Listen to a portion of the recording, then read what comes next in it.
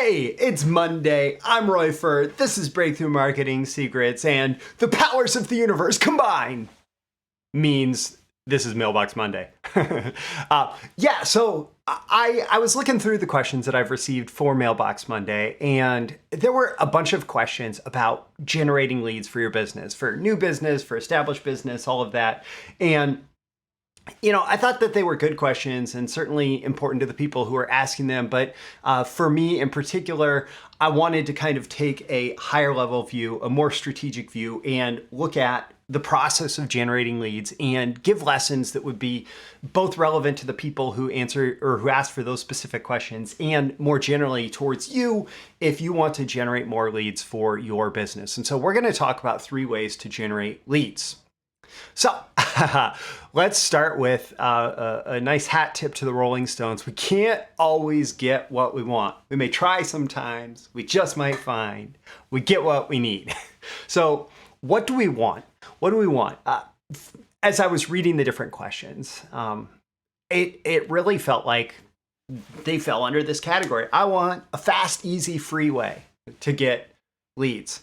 And like, if I want to sell anything to you other than the cold hard truth, I'm going to tell you, oh, I can get you a ton of leads fast, right? I can get you a ton of leads easy. I can get you a ton of leads for free, right? And I can promise the moon on this. But the reality is that we can't always get what we want, right? And despite the fact that we consistently, as human beings, want the results that we want fast, easy, free, we can't always get that. And so, I just have to keep it real with you. I just have to tell you that, we're going to look at kind of the opposite of this. And we're going to acknowledge that it's probably not just going to be fast, easy, free. We're going to have to at least give up one of those, right? And so if we want fast and free leads, we're probably going to have to spend a lot of effort to get those leads, right? If we want fast and free. If we want fast and easy leads, we're probably going to have to spend a lot of money to get those, right? If we want easy and free leads, we're probably going to have to spend a lot of time to get those, okay? There's this saying, this, pick any two. Right. And I think of fast, easy, free in that way. Fast, easy, free, pick any two. Right. So you're going to have to spend a lot of effort or money or time.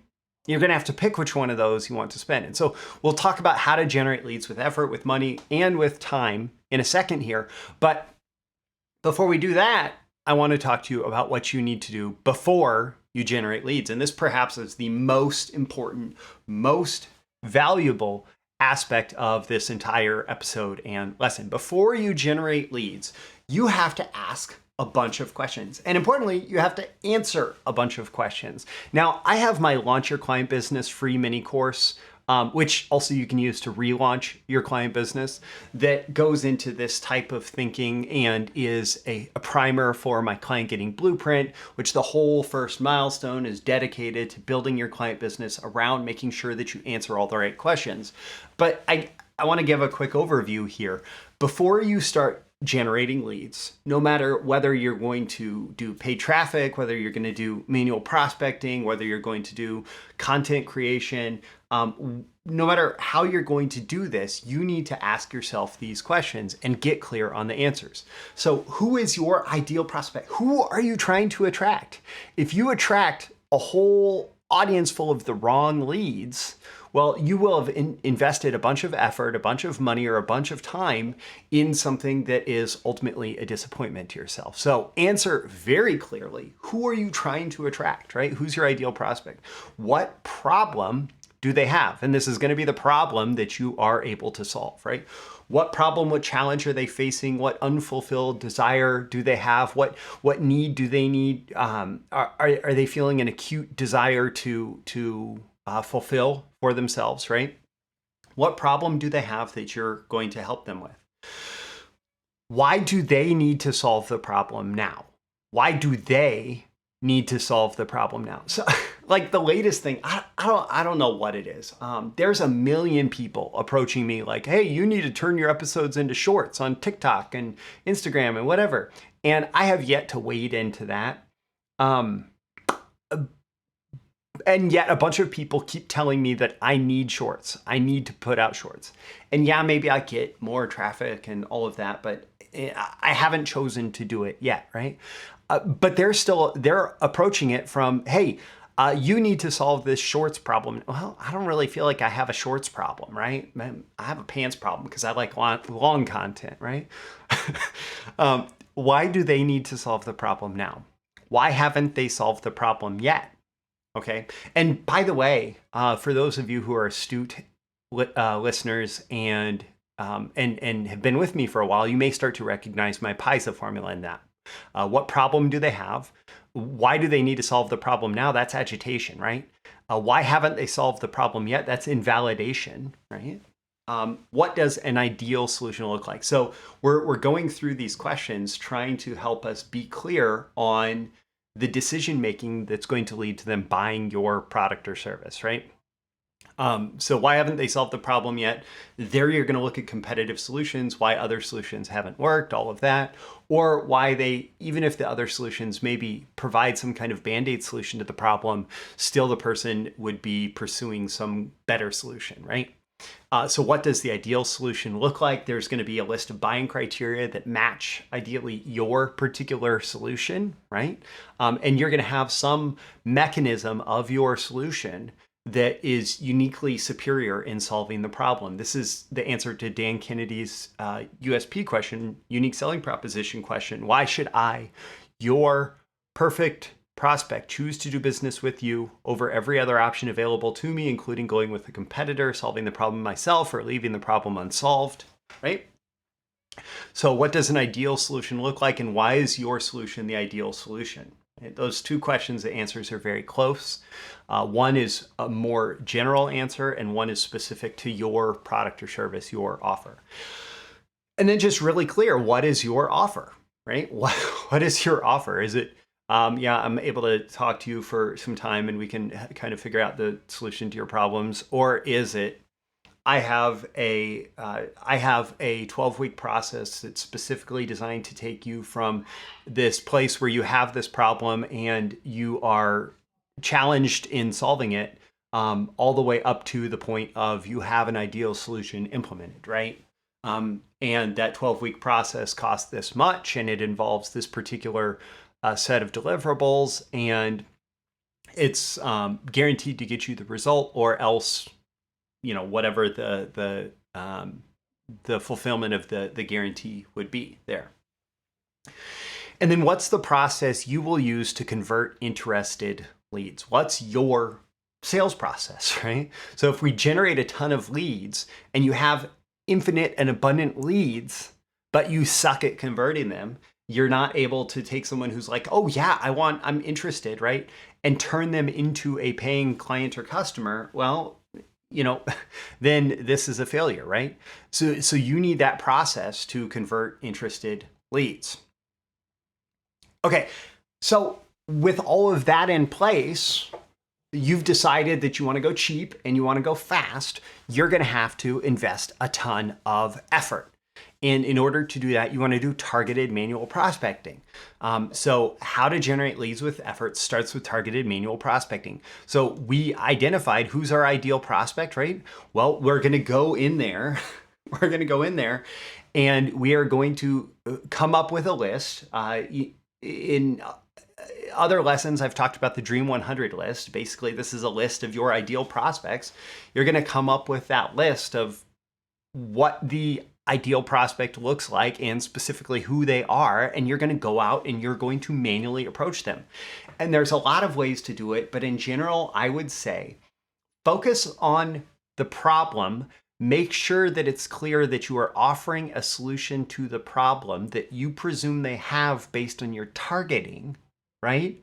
But then just have a conversation. Hey, you know, I don't know if you've been experiencing this challenge, but I've been helping businesses deal with that particular challenge. And I was wondering if I could maybe talk through it with you, right? Like, and figure out if I could be of any service, or if not, that's okay too. But human to human, right? Like, I'd like to have a conversation with you and see if this is something you need help with, if I'd be able to help you at all, right? Just have a conversation. That's a really like rough approach to the conversation, but it is both it's conversational, it's human, it doesn't feel like you're, some spam bot. And it is focused on helping them solve the problem that you're able to help them solve, right? And so it's conversational, but it's also sales focused. And then you want to have a low threshold, high value offer. Now, I'm going to presume that a lot of businesses that are focused on lead generation have some kind of high ticket offer that the economics support some kind of consultative selling approach, right? So there's going to be a series of phone calls. I recently did a training called Mastering the Two-Call Close. Two-call closes are very effective for situations like this, where there's an initial call that's like, hey, I just want to see if we just want to see if there's a fit here, right? And we can very quickly assess if there's a fit, maybe in 15, 20 minutes, and if it makes sense to have any further conversation. So that is a very low threshold offer, meaning the the commitment of like a 15 to 20 minute phone call just to see if we're a fit and if it's worth having a further conversation. That is a very low threshold to cross, even for a lot of busy people. If you're talking about a problem that they want to have solved, spending 15 to 20 minutes on the phone to at a predefined time to decide if this person might be able to help them solve the problem, it's a pretty smart investment of time. High value, meaning it's focused on, can we help you solve this problem, right? So a low threshold, high value offer might be 15 to 20 minutes on the line to see if there's a way that we could help, right? You want to find a similarly low threshold, high value offer for the person where they're able to not make a big commitment, but at the same time, get a lot of potential value out of whatever it is that you're offering them in your conversational outreach. So this is a bunch of manual prospecting, right? And we're just starting conversations, trying to figure out, hey, are you facing this challenge? And if you are, I want to see if we're a fit to, as far as, can I help you solve it, right? And then I decided to put a little note for each of these, what is required for this to continue to be successful. And it is persistence. If you are going to be generating leads with effort, meaning low cost and quickly, you are going to have to persist, because you're probably going to face a lot of rejection. You're going to face a lot of just being ignored. And you're going to have to be very persistent in reaching out to these people over and over and over and over again, right? So let's talk about how to generate leads with money. Targeted, well, there's that targeted word again, right? I said targeted manual prospecting. We're going to say targeted advertising, right? And that all goes back to that first question that we answered: who is your ideal prospect? So how can you target your ideal prospect with advertising that gets them interested in you, your message, your offer, your ability to solve their problem? Now, it's really smart here if you want to be efficient with your use of money. Usually this targeted advertising to a completely cold audience is not very profitable. And so it can be really efficient in terms of your use of your advertising funds to also include retargeting. So the people who engage with your first advertising, they click through to visit your site, they watch a video that you have running as a Facebook ad or as a YouTube ad. The various metrics that measure the engagement with that initial content, use those as retargeting criteria for additional, maybe more offer-focused ads that perhaps tell people to book a call, right? So you do targeted advertising to your core audience, to those ideal prospects, with retargeting based on behavioral characteristics indicating that someone was maybe interested in the initial message. And by the way, the targeted doesn't just apply to the what do I want to say, the advertising targeting, right? It also applies to the messaging. So for example, your messaging, if it's speaking to a particular audience about solving a particular problem, they should have a pretty good idea out of the gate that you are speaking to them about solving that specific problem. And so if they are in that particular audience, they're going to say, hey, that's me. On a subconscious level, not conscious usually. On a subconscious level, they're going to say, hey, that's me. And the problem that you talk about, they're going to say, hey, that's my problem, right? And at that point, there's that resonance that your messaging was targeted, your targeting in terms of advertising targeting, your audience development there was targeted. And so the people who are responsive to that are high probability prospects for you. And so you can spend money on retargeting them to get them into your fold and actually get them to become a lead. And then you want to have an intentional funnel strategy designed to take them from the either cold advertising targeting, or the cold advertising, or the retargeting advertising, pushing them into a funnel that is designed to get them to whatever threshold they have to cross to become a lead. And again, I will say you need a low threshold, high value offer here. Now, it could be the same low threshold, high value offer across these multiple channels, right? So the low threshold, high value offer could be a 20-minute consultative call designed to help you figure out if we can solve your problem in the next 12 weeks or whatever, right? And so you want to build this low threshold, high value offer that is perceived as something that is very easy for the person to commit to. By the way, my language for that comes from, for example, I was working with somebody who helps a particular category of local business generate leads through traditional media, radio, TV, etc. And initially, the call to action that they were doing on all of their different advertisements and offers was, give us a call and we will and we'll be able to help you out with XYZ, right? And we flipped that around and we said, well, what if we get much more specific with that? We will provide give us a call to schedule. Notice it's the call itself is not the actual consultation, not the actual sales call. Give us a call to schedule a complimentary 30-minute consultation regarding getting XYZ benefit, right? And so it was very clear that this initial call was just a scheduling call, and what they were scheduling was a complimentary consultation, right? So it's a low threshold, high value offer. So the initial call that the person was making was no longer, I'm calling to talk to either some random, receptionist who just handles inbound calls, who isn't going to be able to answer my questions, or I'm calling to talk to a salesperson who's going to pressure me hard on the phone. This initial call is just to schedule a consultation, right, with whoever would be able to provide the specific value and answer the specific questions that I have.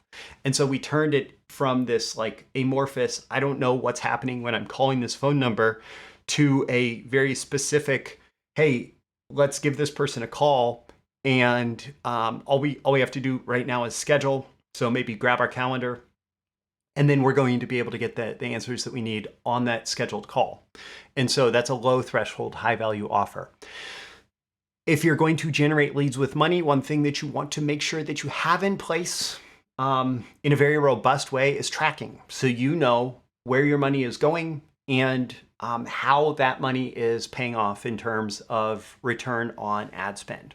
And it's best to have some kind of long-term tracking so you have a better sense of the money that I spend today, for example, on targeted advertising, even though that person's not going to convert until they've seen 23 retargeting ads, it's still associated with that particular lead.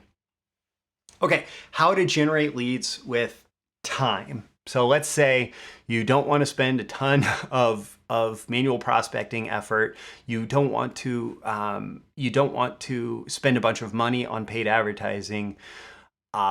So you're left with time. You have to be willing to spend some time here. And the way that you're going to do this is you're going to create client attraction media and content marketing. Now that can be in lots of different places. You could get a column in a local media publication or an industry media publication. You could create a blog. You could create a YouTube channel. You could create a podcast, right? You can create client attraction media all over the place, and you're going to create content designed, again, to appeal to that ideal prospect, designed to speak to that person about the problem that you're able to solve. So that person says, ooh, yeah, I'm interested in that. And likewise, very similar to the retargeting with the targeted very similar to the targeted advertising, you're going to want to create the type of content that really appeals to that person, and you're going to want to put it in a place where it is likely to be encountered by that person who is your ideal prospect. And the better you can nail those two things, even if you're doing it for free, the more powerful this is going to be in terms of attracting the leads. But it's not just about creating content, it's about turning your content marketing into a lead generation device, which means every piece of content you put out needs to have a next action associated with it. It needs to direct people into a similar funnel, right? Intentional funnel strategy that points them towards a low threshold, high value offer. So it's pointing them towards that sort of consultative call, some kind of intro call, right? That's designed to push them through to that. But then the thing that you're going to run into with this is you're going to spend a lot of time and effort creating the client attraction media and content marketing, but that's not necessarily going to translate into instant results. So you got to have some patience. That is the key thing here. You have to have patience to let this system snowball. And it will snowball if you do it well. You're going to attract more and more people interested in the content.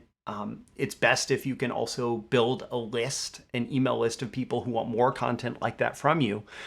And then those people will come out through time. They'll surface. Your ideal leads will surface through time, especially if you continue to make low threshold, high value offers to those people in all the content that you're putting out, and you're consistent with your content efforts. And by the way, these three are not mutually exclusive, right? You could start your business with some of the effort-based lead generation and some of the time-based lead generation. And then as you start to get a few leads, or a few clients, you can start to invest some money, right? Maybe you are doing content marketing and then you focus on the retargeting aspect, right? So you could start with doing a bunch of content marketing and doing some manual prospecting, but then you're going to do some retargeting ads, not the cold traffic ads, retargeting ads to bring people back in, knowing that those are much higher probability prospects. And then maybe you expand into the cold advertising as is fit. So it's not mutually exclusive. You can combine these, but all three of these are effective ways to generate leads as long as they are based on some thoughtful answers to all the questions that I told you to ask yourself before you generate leads.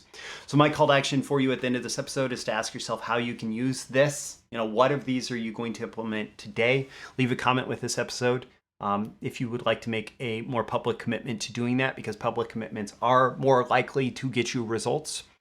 Or even just written commitments to yourself are more likely to get you results. Don't forget to like and subscribe so you can get more content like this delivered to you. One of the things that I mentioned in this episode was the Launch Your Client Business free mini course. I say launch or relaunch your client business. I'll make sure to include a link in the description to that and a link to ask me your question if you'd like to have it answered in an upcoming Mailbox Monday episode. I'm Roy Furr, this is Breakthrough Marketing Secrets, and I'll see you again in the next episode. See you soon. Bye. Thank you once again for tuning in to this daily episode of Breakthrough Marketing Secrets. Remember, check out the links with this episode for even more value.